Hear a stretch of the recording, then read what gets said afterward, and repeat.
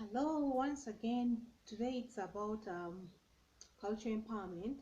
So you see, previously it was organizational, economical, community, social, political. So today it's about culture empowerment. And for me, I think these people were so right because if you have to look at the generation of nowadays, this century, most people are overlooking their cultures. But I think when we get back to books, you find that books again are writing about our cultures, and they're saying culture empowerment here. We need to encourage people to retain their cultural practices and traditions.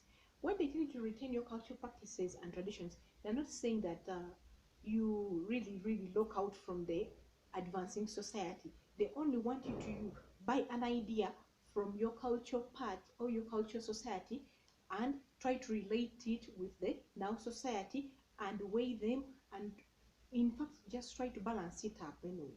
Because you find that if they say, if some other people here may say that you retain your cultural practices and traditions, they'll go back to the ancient society, the African traditional society.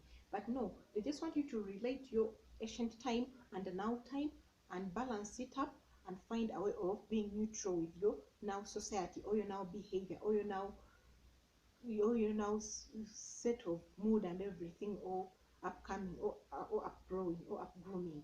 So here they're saying that we encourage people to retain their cultural practices and traditions, and it impacts immigrants to our community or country who may be pressured to lose their native culture and assimilate into the culture of their new country.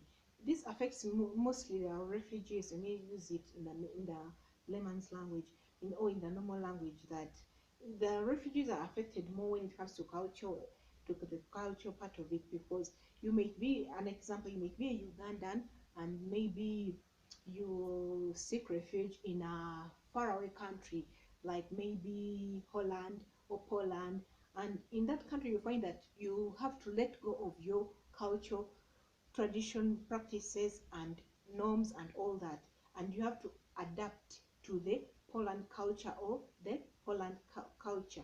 So you find that here they're trying to sell an idea to civilians that even if you are somewhere else, try to retain your culture, try to retain your customs, try to retain your traditional practices, because at the end of the day you can never change your mind and heart will never leave those things behind forever.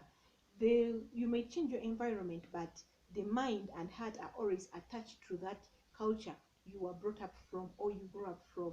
So they are trying to tell us to retain these things, the traditions, the practices and the norms, and they're telling us that people that it's so important to know that most people often talk about cultural empowerment in the content of native or indigenous cultures that have been threatened by invasion and colonization. That's what they're trying to say, that it's important to know that most people often talk about cultural empowerment in the content of native or indigenous cultures that have been threatened by invasion and colonization. But again, nowadays we are in a free world.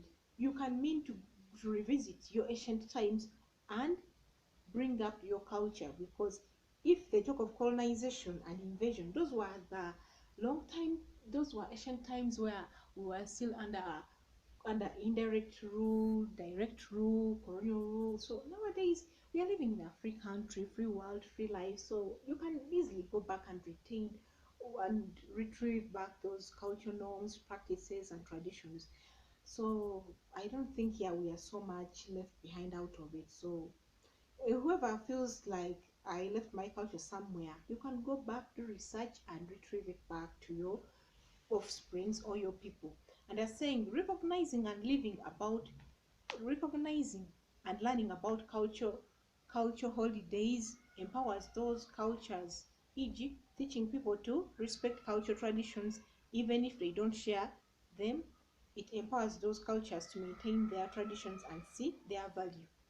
And they're saying teaching and using indigenous languages promotes cultural empowerment, i.e., at the government level, and changing the names of places to reflect the original indigenous names of those people in their cultures. So when they talk of cultural empowerment, it's important to note, my viewers or my people or my friends, that we are not telling you to go back and lag behind or cling onto their traditional practices. Here we are trying to let you relate, like try to relate something from your ancient time and from the now generation, and try to balance it up and be neutral with it, and try to see that you don't be so much in the other society of the .com world, no, be so much in the ancient society. We want to see people advance mentally, physically, psychologically in each and everything.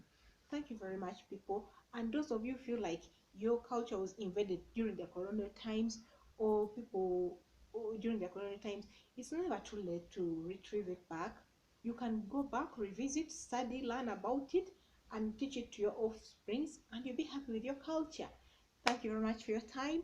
I'll appreciate your comments. I'll appreciate everything you share with me, because life is a learning cycle. Who knows? Maybe what I've said is little about culture, or whatever I've spoken about political, organizational, community, um, sexual empowerment, all that. Maybe it has been little. You can write in the comment section below, share your ideas, your views with me.